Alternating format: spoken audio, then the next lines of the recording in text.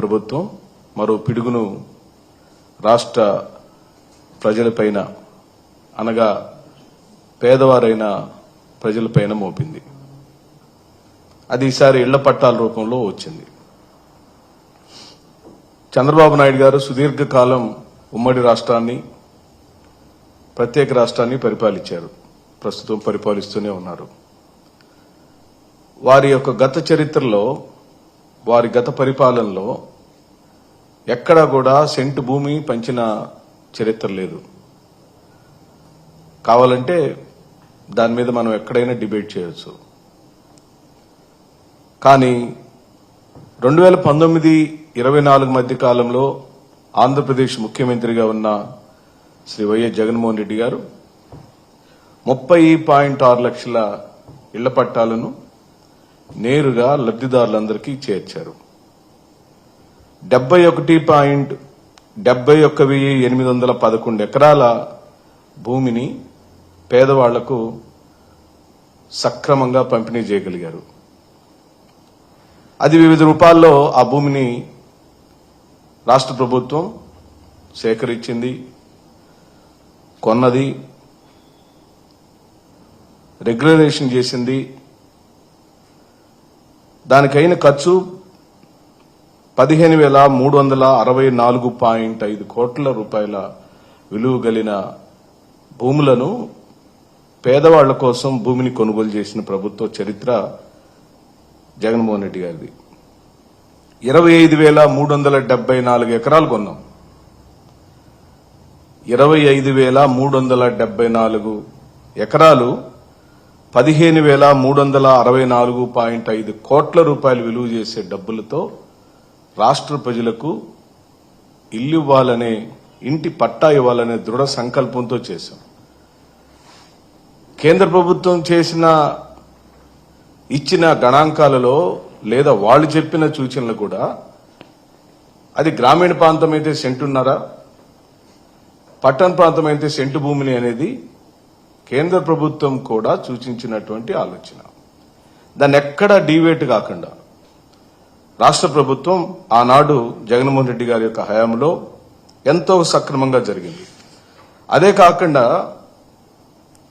AMRDA land 1,074.18 ఎకరాలు, దాని విలువ 966.76 కోట్లు.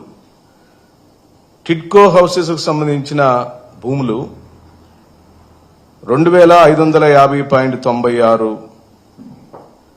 దానికైన ఖర్చు 2,295.86 కోట్లు. అలాగే పొజిషన్ సర్టిఫికెట్లు కూడా ఇవ్వగలిగాం మా ప్రభుత్వంలో. ఆనాడు 9,800 మందికి పొజిషన్ సర్టిఫికెట్లు ఇచ్చాము.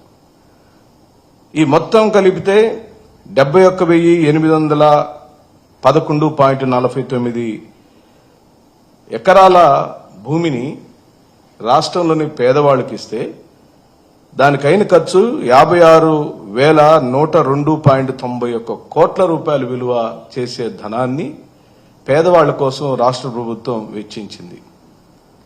ఇది భారతదేశ రాజకీయ చరిత్రనే కాదు, ఈ భూమండలంలో, ప్రపంచంలో ఏ రాజకీయ పార్టీలు కూడా ఇంత పెద్ద ఎత్తున భూ పంపిణీ చేసిన కార్యక్రమం లేదు. ఆనాడు వైఎస్ఆర్ గారు ఎస్సీ ఎస్టీలకు 3 లక్షల ఎకరాల భూమిని, సాగు భూమిని ఆ రోజున పంచిపెట్టిన చరిత్ర వారి తండ్రి గారైన రాజశేఖర రెడ్డి గారిది. అయితే ఈ రోజున మళ్లీ తిరిగి ఆ తండ్రి గారి యొక్క చరిత్రను మళ్లీ తిరిగి రాసిన వాడు జగన్మోహన్ రెడ్డి గారు. ఈ రోజున 31 లక్షల మందికి ఇళ్ల పట్టాలు ఇచ్చారు. వాటిలో మళ్లీ ఇవ్వటమే కాదు, ఇళ్లు కట్టించే కార్యక్రమం కూడా పెద్ద ఎత్తున జరిగింది. అదొక మహాయజ్ఞంలాగా చేశాడు.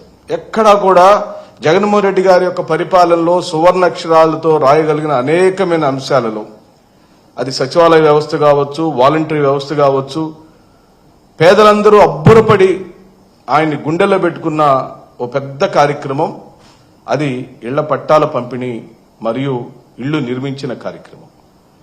దాన్ని ఈ రోజున ఓర్చుకోలేని చంద్రబాబు నాయుడు గారు, వారి ప్రభుత్వం, వారు సొంతగా భూమి కొని ఎక్కడైనా ఇస్తే నిజంగానే ఆశపడేవాళ్ళు.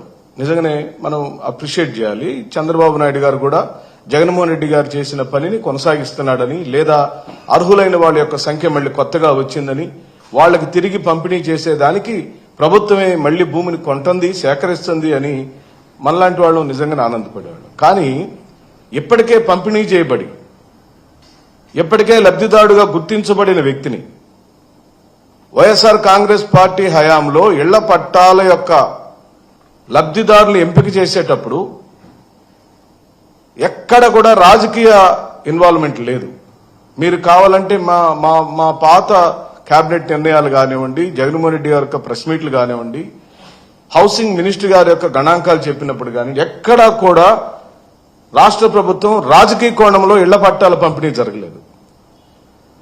పూర్తిగా ఈ రాష్ట్రంలోని నిరుపేదలకు అర్హత కలిగి ఉండి ఒకే ఇంట్లో 2-3 కుటుంబాలు నివసిస్తున్న పేదవాళ్లకు, నిష్ఠ దరిద్రంలో ఉన్న కటిక పేదవాడికి ఆనాటి ప్రభుత్వం దయార్థ హృదయంతో అర్హతను పొందిన ప్రతి వ్యక్తికి ఇంటి పట్టాలను ఇచ్చిన కార్యక్రమం జరిగింది. దానిలో ఇప్పుడు వాళ్ళు కట్టుకోలేకపోయారు కాబట్టి, సకాలంలో ప్రభుత్వం నిర్దేశించిన కాలంలో ఇంటిని నిర్మాణం చేసుకోలేకపోయారు కాబట్టి ఆ ఇంటి పట్టాన్ని తిరిగి క్యాన్సిల్ చేసి మళ్ళీ కొత్త వాళ్ళకి కేటాయిస్తానని చెప్పడం ఎంత దుర్మార్గం. మీకెవరిచ్చారు హక్కు?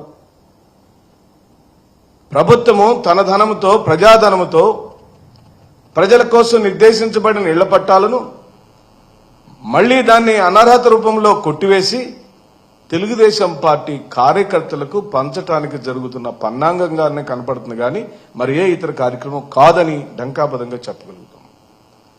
ఎందుకంటున్నామంటే జగన్మోహన్ రెడ్డి గారు చేసిన లేఅవుట్లలో, జగనన్న కాలనీలలో ఒక నిర్దిష్టమైన చరిత్రాత్మకమైన ఘట్టాలన్నీ అక్కడ జరిగినాయి. అంటే ఆ కాలనీలోకి వెళ్ళటానికి ఆర్చి అంటే ఎక్కడో ఇచ్చేశారు, పనికిమాలిన భూమి ఇచ్చారు, కట్టుకోవటానికి ఉండటానికి అనువైన భూమి ఇవ్వలేదు అని పెడర్థాలు ఇస్తే ఆ రోజున ప్రతిపక్ష పార్టీగా వాళ్ళు జగన్మోహన్ రెడ్డి గారు దాన్ని ఒక ఛాలెంజ్గా తీసుకుని జగన్మోహన్ రెడ్డి గారు ఇచ్చే విషయంలో, పెట్టే విషయంలో, పేదవాళ్లకు చేసే విషయంలో ఏ ఒక్క రోజు కూడా స్వార్థపూరితంగా కానీ రాజకీయ కోణంలో కానీ ఆలోచించలేదు. పంపిణీ వ్యవస్థలో తెలుగుదేశం పార్టీ వాళ్ళు లేరా అని అడుగుతున్నాం. ఇళ్ల పట్టాలు పొందిన వాళ్లలో, ఇళ్లు కట్టుకున్న వాళ్లలో జనసేన పార్టీకి సంబంధించిన కార్యకర్తలు లేరా అని అడుగుతున్నాం. వివిధ కారణాల వల్ల, అనగా ఎన్నికలు సమీపించే నాటికి 11 లక్షల ఇళ్లు కట్టుకున్నారు 31 లక్షల ఇళ్ల పట్టాలలో. సుమారుగా 35 నుంచి 40% మంది ఇప్పటికే ఇళ్లు కట్టుకున్నారు భూములలో. కొంతమంది కట్టుకుంటున్నారు, ఎన్నికలు అయిపోయే నాటికి లెక్క చెప్తున్నాను నేను. కట్టుకునేదానికి స్తోమతని చేకూర్చుకుంటున్నారు. ప్రభుత్వం ఇచ్చిన ధనం సరిపోక ఇంకా కావాలని కోరుకొని, ఇంకొంచెం ఇంట్లో అందంగా కట్టుకోవాలనుకొని వాళ్ళ యొక్క ఎస్టిమేషన్ తగ్గట్టుగా ధనాన్ని సమకూర్చుకొని భూమిని కట్టుకుంటారు. మీరు ఏ ప్రాతిపదిక మీద నా ఇంటి పట్టాన్ని క్యాన్సిల్ చేస్తారు? దానికి నామ్స్ ఏంటి? ఇప్పుడు మీరు చెప్పే నామ్స్ ఏంటి? ప్రజలకు చెప్పండి. ఎందుకు మీరు ప్రజలను భయభ్రాంతులు చేస్తున్నారు? మీకు ఎవరిచ్చారు హక్కు? ప్రభుత్వంచే ఇవ్వబడిన ఇంటి పట్టాన్ని మళ్లీ తిరిగి లాక్కునే హక్కు, ఇంకొక లబ్ధిదారుడికి ఇచ్చే హక్కు మీకు ఎవరిచ్చారని అడుగుతున్నాం. ఎన్ని వేల లక్షల కోర్టు కేసులు అవుతాయి రేపు? అది పౌర హక్కుల ఉల్లంఘన అవుతుంది కదా అని ఈ సందర్భంగా నేను మనవి చేస్తూ,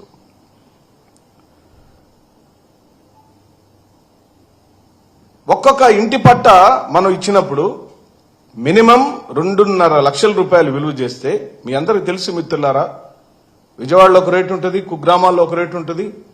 సాలినా ఒక ఇంటి పట్టాని మనం 2.5 లక్షల రూపాయల విలువ నుంచి 15 లక్షల వరకు ఆ సెంటున్నర భూమి విలువ ఉంటే, అది మొత్తం కలిపితే 1.5 లక్షల కోట్ల విలువ చేసే ఇళ్ల పట్టాలను మనం ఆ రోజున ఇవ్వగలిగాం. అంటే భూమి విలువ, కొన్న భూమి విలువ ఇప్పటికే నేను మీకు చెప్పాను. ఆ కొన్న భూమిని మళ్లీ కాలనీలుగా మార్చినప్పుడు ఆ సెంటున్నర భూమి యొక్క విలువ 2.5 లక్షల నుంచి 15 లక్షల వరకు ఈ రోజున మార్కెట్ విలువ కనపడుతుంది. అదంతా కలిపితే ఇచ్చిన 31 లక్షలు కేవలం 2.5 లక్షలు యావరేజ్ మీద వేస్తేనే, మేము 15 లక్షలు లెక్క చెప్పటం లేదు. 31 లక్షల ఇళ్ల పట్టాలు,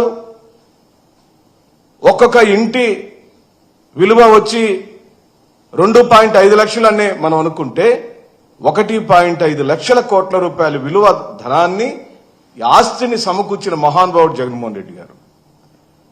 ఓ ఇంటి పట్టాన్ని కలిగి ఉన్నటువంటి, ఈ భూమి మీద 1 సెంటు భూమి కలిగి ఉన్నటువంటి, ఓ 2 సెంట్ల భూమి కలిగి ఉన్నటువంటి, సెంటున్నర భూమి కలిగి ఉన్నటువంటి, అది ఆత్మస్థైర్యానికి, ఆత్మ గౌరవానికి ప్రతీకగా భావించింది రాష్ట్ర ప్రభుత్వం.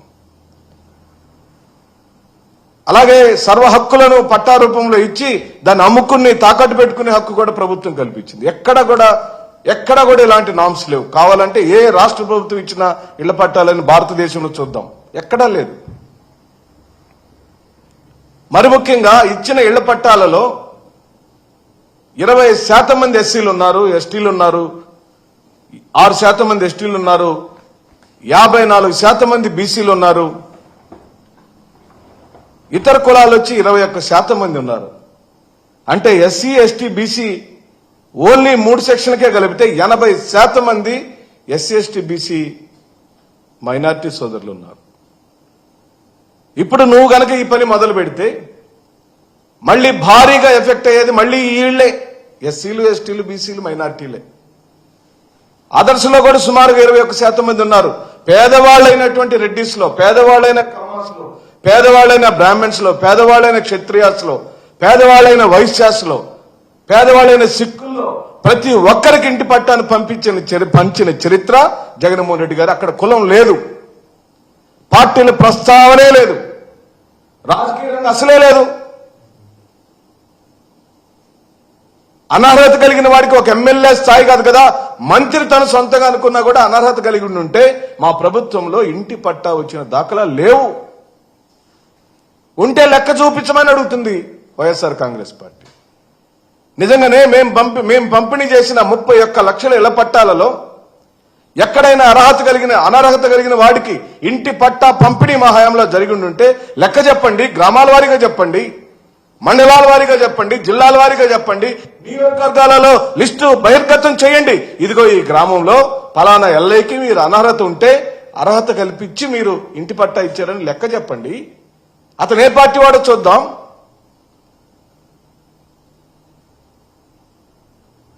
మాది వితండవాదం కాదు, లేదా మీరేదో ప్రభుత్వం మంచి ఏదో చేస్తుంటే మేము చెడు చెప్పటం. మేము పేదవాళ్లను నిన్న పెన్షన్ల పంపిణీ అప్పుడు కూడా మీరు ఈ విధమైన ప్రక్రియ చేశారు.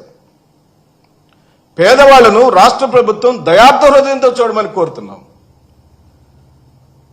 వాళ్ళకి ఇచ్చిన సెంటున్నర భూమి, 2 సెంట్ల భూమిని, 1 సెంటు భూమిని గురించి నువ్వు విపరీతంగా ఆలోచించే బదులు రాజధాని ప్రాంతంలో ఎసైన్డ్ ల్యాండ్లను లాక్కున్న వాళ్ళ దగ్గర నుంచి మళ్లీ తిరిగి ఆ భూములను ఎస్సీ, ఎస్టీ, బీసీ మైనార్టీలకు అప్పచెప్పండి చంద్రబాబు నాయుడు గారు. అన్యాక్రాంతం అయిపోయిన ఎకరాలు, వేలాది ఎకరాలు ఆక్రమించుకున్న పెద్ద పెద్ద తిమింగళాలు పట్టుకోండి చంద్రబాబు నాయుడు గారు.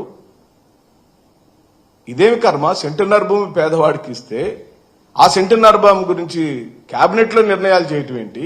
మళ్లీ తిరిగి వెనక్కి తీసుకోవాలనుకోవటం ఏంటి?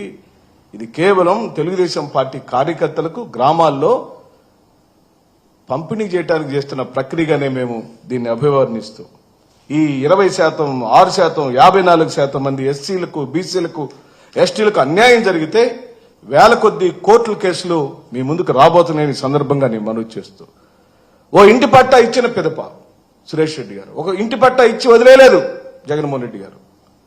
పూర్తిగా దాన్ని ఒక కాలనీ రూపంలోకి మార్చాడు. సర్వాంగ సుందరంగా సిమెంట్ రోడ్ల కల్పన చేశాడు, స్ట్రీట్ లైట్లు పెట్టాడు, సైడ్ డ్రైన్స్ కట్టించాడు, ఓవర్ హెడ్ ట్యాంక్ కట్టించాడు.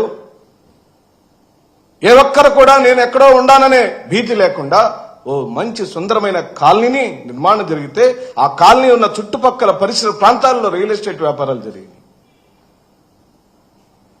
ఒక ప్లేస్ లో కాదు, సుమారుగా 17,000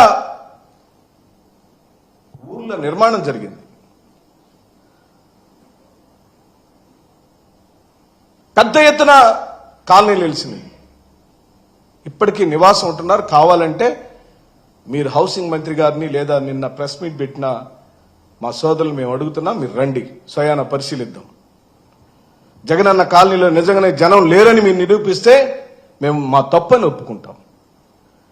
కానీ ఈ రోజున ఇంత బ్రహ్మాండంగా కిటికీ ఫ్రేమ్లు, షట్టర్లు, ఎలక్ట్రికల్ శానిటరీ సామాన్లు, 12 రకాల సామాన్లు తక్కువ ధరకే అందిస్తే 40,000 రూపాయల విలువని ఆ రోజున రాష్ట్ర ప్రభుత్వం వాళ్ళకి ఒక సహాయాన్ని చేసింది. 20 టన్నుల ఇసుకని ఉచితంగా ఇవ్వటానికి ముందుకొచ్చింది. తద్వారా 55,000 రూపాయల అదనపు సాయాన్ని రాష్ట్ర ప్రభుత్వం చేయగలిగింది ఇళ్లు కట్టుకునే వాళ్ళ కోసం. మౌలిక సదుపాయాల కల్పన కోసం కేవలం తాగునీరు, సిమెంట్ రోడ్లు, విద్యుత్ దీపాలు ఇలాంటి నిర్మాణాలు చేయటం కోసం, ఓవర్ హెడ్ ట్యాంక్ నిర్మాణం చేయటం కోసం 35,859 కోట్ల రూపాయల విలువని ఈ రోజున రాష్ట్ర ప్రభుత్వం ఆనాడు జగన్మోహన్ రెడ్డి గారి హయాంలో జరిగింది. జగనన్న పేరుందని దాని మీద రగడ చేశారు. ఈ రోజున మరి మీరు చంద్రన్న పేరుతో, ఎన్టీఆర్ గారి పేరుతో చేస్తున్నారు కదా, ఉన్న పేర్లను తొలగి చేస్తున్నారు కదా. నిన్న చంద్రబాబు నాయుడు గారు ప్రెస్ మీట్ పెట్టినప్పుడు వారి వెనకాల ఉన్న కలర్ ఏంటండి? పసుపు రంగే కదండి. ఆ రోజు సచివాలయాల మీద కేవలం గీతలుంటే, బ్లూ లైన్, గ్రీన్ లైన్ ఉంటే దాన్ని తప్పుబట్టి సచివాలయాలకు వైఎస్ఆర్ కాంగ్రెస్ పార్టీ కలర్లు ఏంటి అని అడిగారు. మరి మీరు సచివాలయం డైరెక్ట్ గా సీఎం గారి ఛాంబర్లోనే పసుపు రంగు వేసుకున్నారు కదా, మరి అది తప్పు కాదా? ఈ రోజున చంద్రబాబు నాయుడు గారు మంచి చేయాలనే ఉద్దేశం ఉంటే భూమి కొనండి, కొత్త భూమిని కొనండి. జగన్మోహన్ రెడ్డి గారు లాగానే మౌలిక సదుపాయాలు కల్పన చేయండి, అదనపు సహాయం చేయండి, ఉచితంగా ఇసుక వంటి ఇల్లు కట్టుకునే వాళ్లకు. మేము అడుగుతున్నాం, 31 లక్షల ఇళ్ల పట్టాల్లో సుమారుగా 15 లక్షల మంది ఇళ్లు కట్టుకుంటుంటే ఈ వచ్చిన 8 నెలల కాలంలో ఎందుకు ఒక్కసారి కూడా ఇళ్ల మీద మీరు సమీక్షించలేదని అడుగుతున్నాం చంద్రబాబు నాయుడు గారిని. విశాఖపట్నం వెళ్లి జగన్మోహన్ రెడ్డి గారు కట్టించిన భవనానికి ముందు మీరు దిగి, మీరు ఉప ముఖ్యమంత్రి గారు ఇద్దరు దిగారు కదా, మరి జగనన్న కాలనీలోకి మీరు ఎందుకు వెళ్ళట్లేదని అడుగుతున్నాం.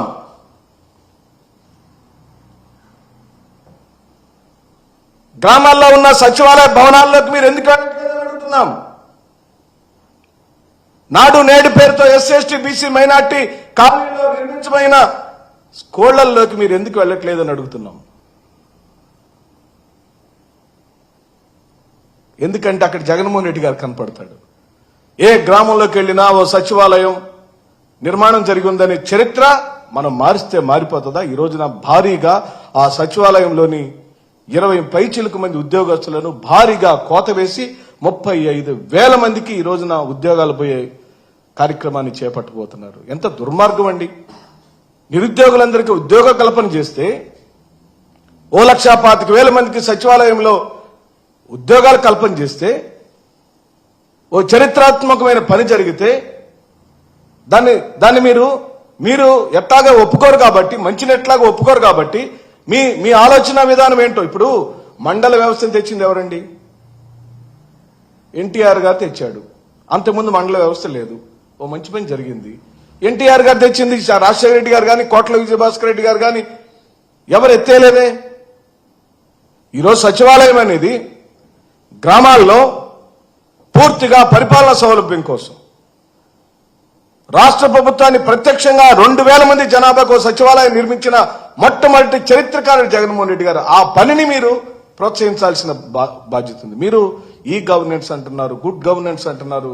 చంద్రబాబు నాయుడు గారు అంటే టెక్నాలజీలో బహుముఖ ప్రజ్ఞాశాలిగా పేరొందిన ఈ రోజున ఎక్కడికి వెళ్ళినా నేనే అని చెప్పుకునే మీరు ఆ సచివాలయ వ్యవస్థను ఎందుకు గౌరవించలేకపోతున్నారని అడుగుతున్నాం. అది మంచి పని కాదా? కాకపోతే చెప్పండి, గ్రామాల్లో సచివాలయ నిర్మాణాలు చేయటం తప్పు అని చెప్పండి, సచివాలయ వ్యవస్థ తప్పు అని చెప్పండి. కూటమి ప్రభుత్వం అదే గ్రామాల్లోకి వెళదాం. ఇలా నడ్డి విడిచే కార్యక్రమాన్ని భారీగా జరుగుతుందని ఓ పక్కన అలాగనే చేస్తూ, ఇంకో పక్కన అసైన్డ్ భూములను ఫ్రీ హోల్డింగ్ పేరుతో భయభ్రాంతులు చేసే కార్యక్రమం జరుగుతుంది. చంద్రబాబు నాయుడు దాన్ని రాజకీయ కోణంలోనే చూస్తున్నారు. ఎందుకు మీరు నాకు ఓ ఎస్సీ వ్యక్తిగా ఓ ఎకరం భూమి అసైన్ ల్యాండ్ ప్రభుత్వం కేటాయిస్తే నాకు అమ్ముకునే హక్కు ఇవ్వలేదండి, తాకట్టు పెట్టే హక్కు కూడా లేదండి, దానికి ఏ విలువ లేదు, కేవలం సేద్యం చేసుకునే అవకాశం ఇచ్చింది. కానీ వైఎస్ జగన్మోహన్ రెడ్డి గారి ప్రభుత్వం దాన్ని సంస్కరించి దానిని అమ్ముకునే హక్కు కేవలం ఎవరికైతే అసైన్డ్ ల్యాండ్ కేటాయించబడిందో ఆ వ్యక్తికి మాత్రమే ఇచ్చారు. మధ్య మధ్యలో కొంతమంది ఐఏఎస్ ఆఫీసర్లు, ప్రభుత్వంలోని కొంతమంది పెద్దలు, పార్టీ పెద్దలు, ప్రస్తుతం పొజిషన్లో ఉన్న వాళ్ళకి కూడా కొన్ని అవకాశాలు కల్పిద్దామంటే జగన్మోహన్ రెడ్డి గారు ఒప్పుకోలేదండి. డీవియేషన్ అవటానికే వీల్లేదని చెప్పారు. ఎట్టి పరిస్థితుల్లో ఏ పేరుతో, ఎవరి పేరుతో అయితే ఆ అసైన్డ్ భూమి కేటాయించబడిందో ఆ వ్యక్తికి మాత్రమే సర్వ హక్కులు ఇచ్చే విధంగా రిఫార్మ్స్ చేశాడు. తద్వారా అనేక మందికి ఈ రోజున లబ్ధి చేకూర్చిపెట్టారు. 1336 మందికి ఈ రోజున బినామీ పేర్లతో భూములు ఉన్నట్టుగా రాజధాని ప్రాంతంలో మనం గమనిస్తున్నాం. ఇక్కడ మీరు గమనిస్తే 1100 ఎకరాలు రాజధాని ప్రాంతంలోని అసైన్డ్ భూములను, అంటే చంద్రబాబు నాయుడు గారు చేయాల్సిన తొలి పని ఇదేనండి. రాజధాని ప్రాంతంలోని 1100 ఎకరాల అసైన్డ్ భూములను పేదవాళ్ళ దగ్గర నుంచి తక్కువ డబ్బులకి కొనుగోలు చేసి దాని ల్యాండ్ పూలింగ్ లో రాష్ట్ర ప్రభుత్వానికి ఇచ్చి వేల కోట్ల రూపాయల స్కామ్ జరిగిందండి. దీన్ని ఒక రాజధాని మోసంగా మనం అభివర్ణించవచ్చు. పేదవాళ్ళైన ఎస్సీల దగ్గర ఉన్న అసైన్డ్ భూములను పెద్దవాళ్ళందరూ కొనుక్కొని దాన్ని రాష్ట్ర ప్రభుత్వానికి ఇచ్చి దాని విలువను కోట్లలోకి మార్చుకొని ఇక్కడేమో లక్షల్లో ఇచ్చారు, 1 లక్ష 2 లక్షలు ఇచ్చారు. దాన్ని ₹1 కోటి 2 కోట్ల రూపాయలకు రాష్ట్ర ప్రభుత్వానికి అమ్ముకున్న పెద్ద స్కామ్. 1336 మందికి దీనిలో ఇన్వాల్వ్మెంట్ ఉందని కేసు నడుస్తుంది రాష్ట్ర ప్రభుత్వం. పోయిన ప్రభుత్వంలో కేసు నడుస్తుంది. ఇప్పటి వరకు ఆ కేసు ఇంకా రన్నింగ్ లోనే ఉంది. ఇవన్నీ మీరు ఎందుకు చేస్తున్నారంటే అవినీతి ఊబిలో కొట్టుమిట్టాడుతూ రాష్ట్ర ప్రభుత్వం పూర్తిగా అవినీతిమయమైపోయిందని ప్రజలు గుర్తించారని దానిలో నుంచి తప్పుకునే కార్యక్రమమే ఇది జరుగుతుందని సందర్భంగా నేను మనవి చేస్తూ, ఏ ఒక్క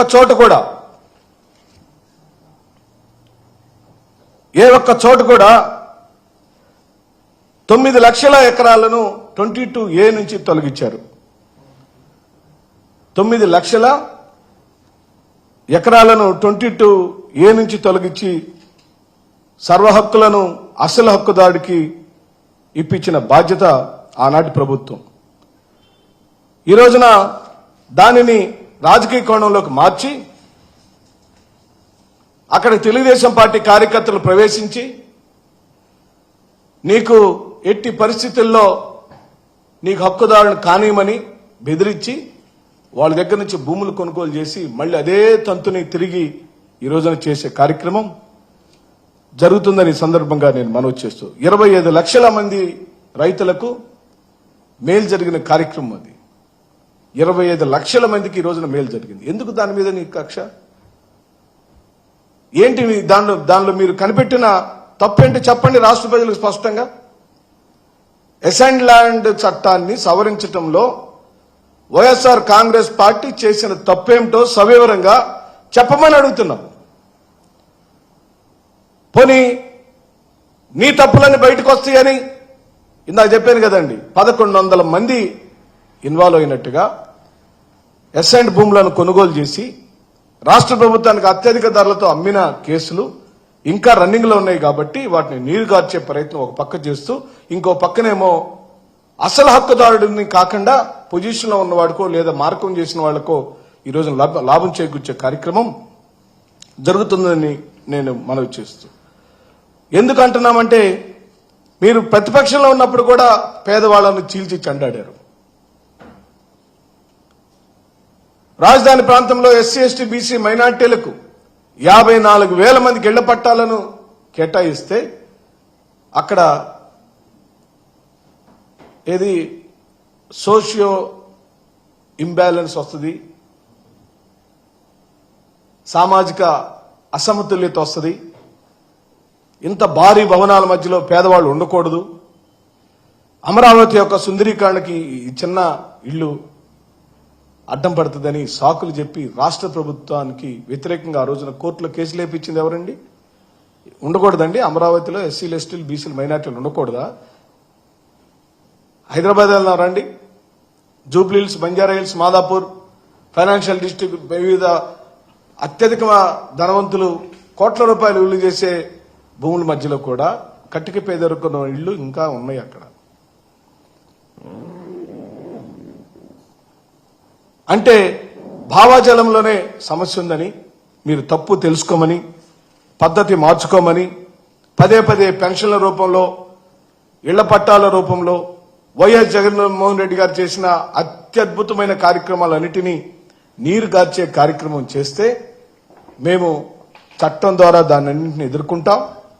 అర్హత కలిగిన ఏ ఒక్క వ్యక్తి ఇంటి పట్టానైనా మీరు వెనక్కి తీసుకుంటే ఆ వ్యక్తుల పక్షాన వైఎస్ జగన్మోహన్ రెడ్డి గారి నాయకత్వంలోని వైఎస్ఆర్ కాంగ్రెస్ పార్టీ బలంగా చట్ట ప్రకారం నిలబడుతుంది, వాళ్ళ కోసం పోరాడుతుంది, ప్రతి నిత్యం మిమ్మల్ని ప్రశ్నిస్తూనే ఉంటుంది అని ఈ సందర్భంగా నేను మనవి చేస్తూ, మేమిచ్చిన ఓడబెక్కటం కాదు, మేమిచ్చిన వాటిలో తప్పులు ఎతకటం కాదు, మేమిచ్చిన వాటిని తీసివేయటం కాదు, జగన్మోహన్ రెడ్డి గారు చేసిన మంచిని తప్పుగా చిత్రీకరించడం కాదు బాబు, మీరు ఇచ్చిన 6 హామీలు అమలుపరచమని చెప్పి అడుగుతుంది వైఎస్ఆర్ కాంగ్రెస్ పార్టీ.